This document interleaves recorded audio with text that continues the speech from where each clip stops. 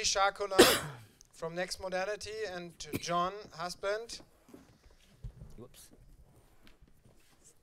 from Canada. So please introduce yourself. Yeah, well, Canada is a big winner these days. Canada is next to France, the greatest country on the planet. I thought you were. Je suis toujours bienvenu. Canada, of course, has two countries in it, Quebec and the rest of Canada. A lot of you know me. I've been hanging around in one form or another in this arena for a while, and I have a lot of perspectives on. Can you? Well, closer. Now, yeah, just closer. We cannot do it louder. Closer, plus près. Oh, can you hear me now? Yeah. Yes. We have 10 minutes, so I better be quick. I have a lot to say about Bernard's presentation. I'm sorry I wasn't here for Lee's, but I know Lee. I'm staying about 100 miles south of Paris, and some of what I have to say about holacracy I think is very good, and some of it I have some deep issues with. Hello. Thanks. I'm Richard Collin from NextModernity, and I have a lot of things to say as well. Okay, and just to kick off the discussion, okay, we're discussing about leadership, we're discussing about organizational design. It's great, fine. The point is, at the end of the day, what we need to achieve is to be sure that we will have, let's say, value creation somewhere, and to be sure that the richness is going to be shared by people at the end. The point is, we are still remaining in the same framework of thoughts. This means we are talking about organization, companies, the same model for enterprise. Okay, we're talking about, let's say, Kingfisher willing to go to holacracy. We're thinking about this company is willing, let's say, Morningstar, okay? The Gary Hamel article with, let's say, no managers. But at the end of the day, you have the shareholders. Now, let's talk about the shareholders first. And then we'll have a great view on probably the leadership and the organizational design as well.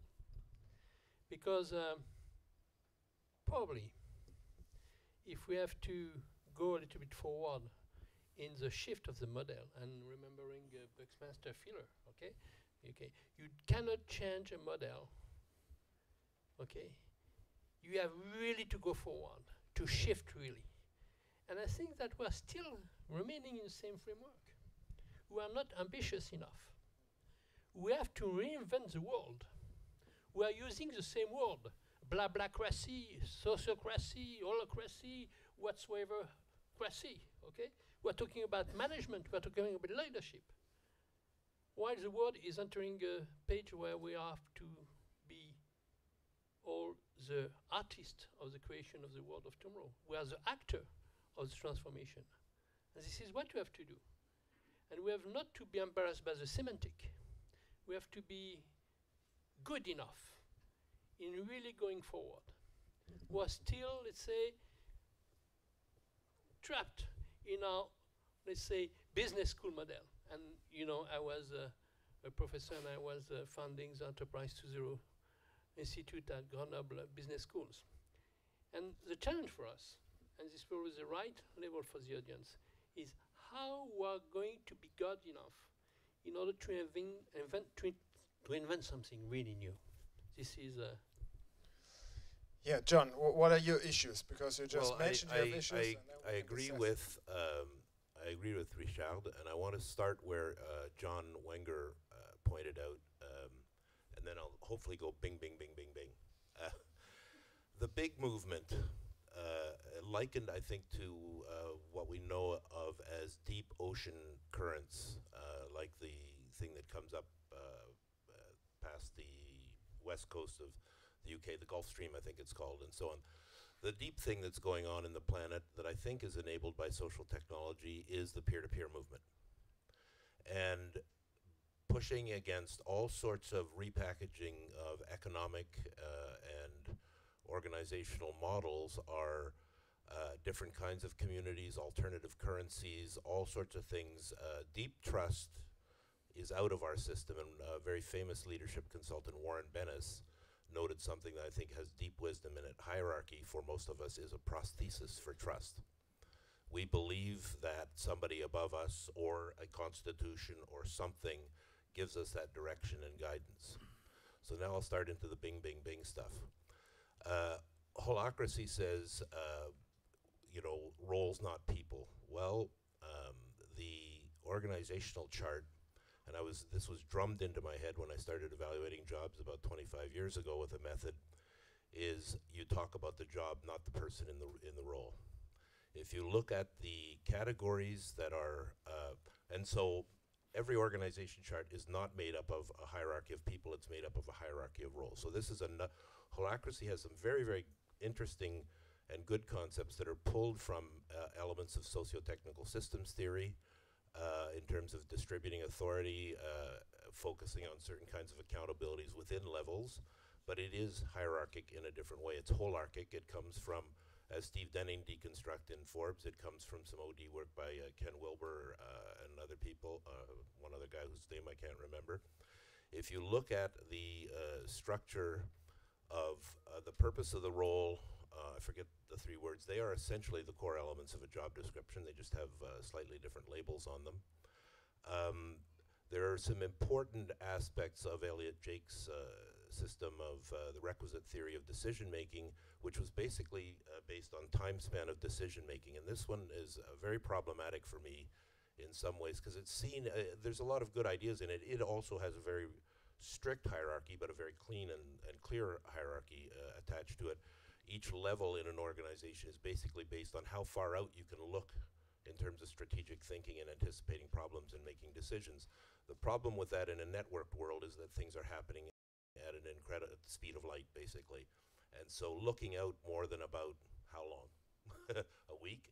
I mean, you can have a few tweets and something and it starts to screw up your business pretty big time, or create a big fad and a big buzz, and then it's next week.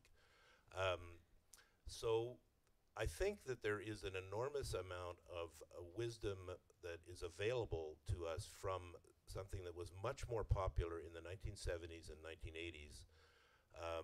And it began to get traction, and then it was, I think, and I may be wrong, almost completely crushed by the re-engineering phase of the mid-90s to the mid-2000s.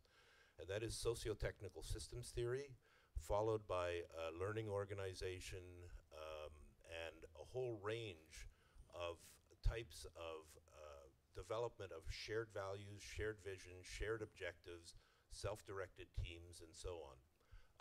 And we started down that road, and there are a few small consulting groups, notably in the United States, I think there may be some in Europe, that started doing what was called real-time strategic change or large-scale change, where you involved basically the whole organization. It wasn't non-hierarchic, but it was much more a dynamic two-way flow of organization. I'll just use a little example. I worked on a project, this would be going back about 15 years, where we got the whole Gulf Oil division of British Petroleum into the Superdome in Louisiana, in New Orleans.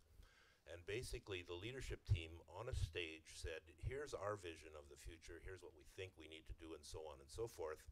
And the rest of the day, 3,000 people at different tables with a bunch of facilitators, I was one of the facilitators, took that vision on and basically critiqued it, added to it, subtracted from it, and then what happened is at the end of the day, gave it back to the leadership team.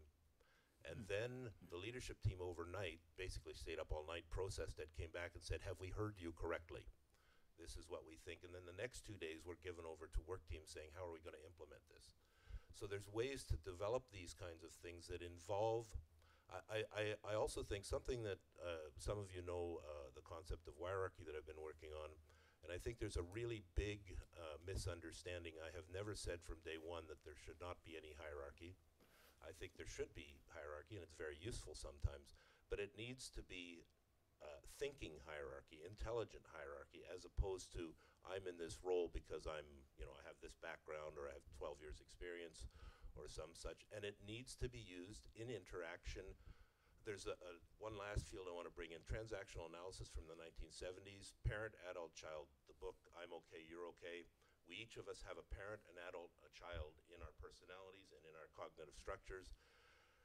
And basically the idea is, in hierarchies, it's the parent talking to the child, and of course the child reacts as a child, and organizations are a lot like that. And the goal is eventually to get to adult negotiations about who's going to do what, by when, what kinds of other things do we need, what kinds of resources, are we going to agree to hold each other accountable, and so on and so forth. And I think that's the very deep movement that we're moving towards, and I don't think we'll get there by next week, or by next month, or by next year. I think it's going to be a 20, 30-year process as the world changes around us. But still, well, I want to relate also to the problem we got with the session. So you're talking, we have a peer-to-peer, we need to think in peer-to-peer relationships, and from this peer-to-peer relationship, we get more innovation out. Richard, which incidentally ties into Richard's point. Just let me finish. And Richard said we also have to think from the customer side, and at the end, this will end up in chaos because everybody has some valuable insights and ideas to bring up, and we won't get we are not anymore efficient because we are running out of time, for example, for the session. Your inputs are very valuable, but doesn't this also relate to the organization? If we just if we don't have any constitution anymore which gives the setting for where we want to go, that we end up into some kind of valuable, but anyhow chaos at the end, because everybody is bringing up his ideas and we're going into different directions at the end? No, okay, you're right, Bjorn. I think but the purpose of the session is... So we have to... Lee? Lee has to leave, so that's why I also try to... That's great. I appreciate it. Bye. Now, I just want to make a...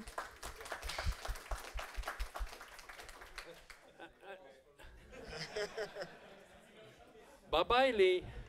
Okay. Just to be in this session, we are trying to look forward, okay? And just to try to establish the vision for tomorrow to be effective in our world. Now, we know two things. First, technology is going to move fast and faster and faster and faster. Second, the new generation is there. Then the world is going to change rapidly, for sure. Now we have to change our model. And the point is to manage the transition, certainly. But we know one thing is complexity is not going to change. And you cannot master complexity. You cannot manage complexity. Eventually you could try to do something with it. Now, in other words, the only things in order to be sure that we are able to invent and to act is to be this kind of entrepreneur of the new world. And everybody has to be a leader, as everybody is a Gen Y, okay? Everybody has to be in the position to be this kind of knowledge entrepreneur, what I call. The guy in order to be, let's say, the harvester of skills, as well as a farmer of trust, and to do that with frugality and in tinkering in order to do that at its own level, thinking that value creation more and more is based on information. And if you keep that in mind, the new model probably is really to come back to the real root of the individual. People are really the name of the game. But still, the question for me is still, would the organization or the company as the organization still be effective in the market at the end? Because there are a lot of individuals, they follow up some questions because from you are the market. Still thinking in terms of transactional model, while we are moving from an economy of property to an economy of usage, where we're entering an economy of the co-construction, the co-evolution, and where we're changing even the roots of the economic model. We have to invent as well the new economy. And we are entering the world where we are let's say, the post-money world by some extent. Bitcoin is the first, let's say, element of that. The new digital money is going to exist. And if you look at, let's say, what is happening in the domain, a lot of things are happening. And probably we are, let's say, at this stage where we are also moving from this economy of results to a world. What is important is how we are going to become. The sense making is very important, and this is a challenge for all of us. And the purpose of this kind of session where we are between us, okay, we're trying to really research and to find what to find the roots and to invent the world of tomorrow. We have to be very ambitious in that and not to try to remain on our old model. Yes, I'd like to underline and amplify what Richard has to say. And I think we have a microcosm here just in these exchanges of Bjorn is saying, yeah, but if everybody talks about stuff and kind of gets in there and you know, moves around and asks questions and does stuff, it's going to be chaotic and it's not going to be orderly. And we're right. Well, like this session, we're running out of the time setting and the framework. No. It was not. No, it was not. It was just an example. Bring the example. So your inputs, your ideas. You are acting like the entrepreneur within the organization. You're bringing up your ideas, bring it forward. It's very valuable for the discussion. But at the end, do we fulfill with a session or the organization? I don't provide an answer, but we go on. We are in constant movement. There are some very, very interesting things that have been written because it seems inconceivable, and we are truly in an epochal shift. Some futurists started talking about this 30 years ago, the information age, the knowledge age, what have you, and everybody nodded because we saw more information coming. Sure, and we didn't change anything.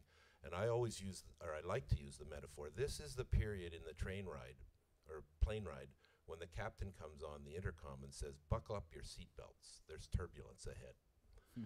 And the things that we've talked about for the last 30 years are starting to bite us in the ass because we don't know how to deal with them, because we don't have different core assumptions. There's a very, very interesting piece written by a fellow who lives in Belgium. He also wrote the book, The Internet of Things, called The Internet of People in a Post-Oil World. We're taking a lot of things still for granted. We're reinflating economies when some of the things that are the fundamental assumptions about our economies are dwindling, are petering out. It isn't going to be easy, and the next 20 years is going to be really messy, and there isn't a clear solution. And we're going to have to figure it all out together, which is the great promise of the peer-to-peer movement, and it's going to be really hard. There are an awful lot of people that like hierarchy as a prosthesis for trust. They want a decent job at a decent wage so that they can have a mortgage and go to work every day and raise their kids and so on. And it's starting to be much less easy. We see that all over the place, and it's not going to get fixed right away.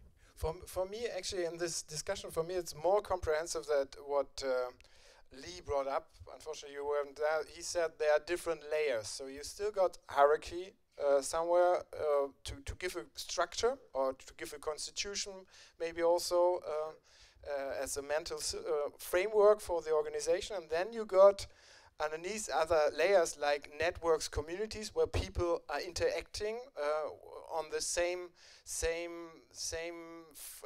scope of interests, for example, and so on. So therefore, you got different layers. So you're not talking on hierarchy or non-hierarchy. So you're talking on a multidimensional. Absolutely, social hierarchies are everywhere. Every family is a social hierarchy, and your relationship with your subjects over whom you reign changes as life progresses, doesn't it? You're all parents. Mm-hmm.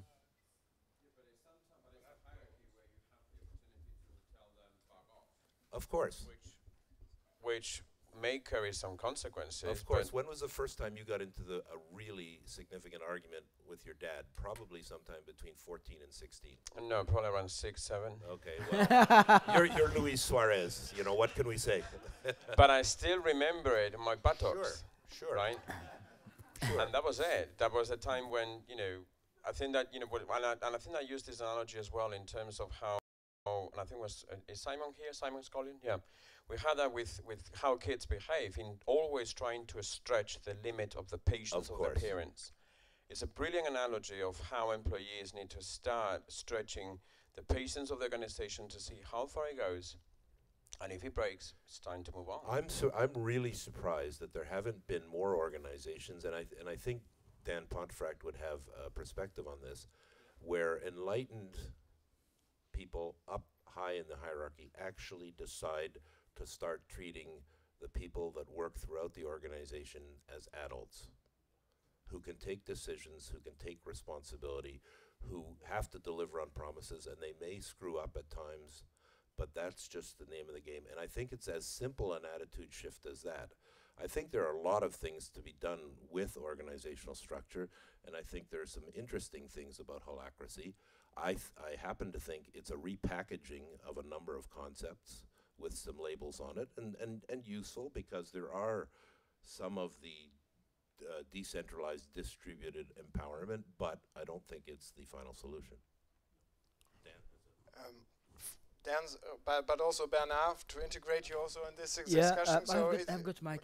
I don't think holacracy is the final solution too, I'm sure. It resonates so much with me, so I'm just doing my humble job. Not willing to change the world, to do my part. Just to, I fully resonate around what we call the drama triangle and the adult-to-adult relationship, which for me is not possible within a management hierarchy. At one point, I was the president of a company, and I was telling all my team, executive team, you can speak to me peer to peer. I was naive, fully naive. You know, I have 2 secretaries. My car was bigger. My office was bigger, and I was the president. So, what I love, again, I'm not pushing. I'm very enthusiastic when I speak of holacracy because it resonates with me. But I'm not thinking holacracy is the only solution miracle. That's for sure. It's one solution. It's one technology. There will be many, as I told you. What I love, just to come back to the drama triangle, in my experience, having now 5 years, both IGI and with clients, I can see the change of the dynamics, the power dynamics between peoples, like in families or whenever in the organization, having that model in place, doing nothing more than having this constitution and the rules of the game, the power dynamics between, relationship with employee and the boss, which sounds like children to father, right? It disappears. It takes time. It's not. I fully agree with that. It's not a 1 week it's process. It's a multi-years process. That's for sure. And I can observe that. So, yeah. So to follow up on John's point about perhaps some insight, take yourselves back to the summer of 2008, and we're at TELUS now. So there's about 35,000 people. And let's go into the call centers just for a second. So take yourself there for a moment. It's a telecommunications company. There's like 8,000 call center agents. The CIO at the time makes the unfortunate decision to turn off Facebook for the organization. Incidentally, the call centers are unable, at this particular moment in time, to use IM, or instant messaging. And thirdly, the call centers are unable to essentially make any decisions on their own to help a customer if they had some issue and they could comp them, like $20, $50, $100, their bill, whatever the case may be. Our CEO gets wind, first of all, of the Facebook incident and marches into the former CIO's office and says, turn that back on. That is not our culture. 2 weeks later, instant messaging becomes enabled for all call center agents.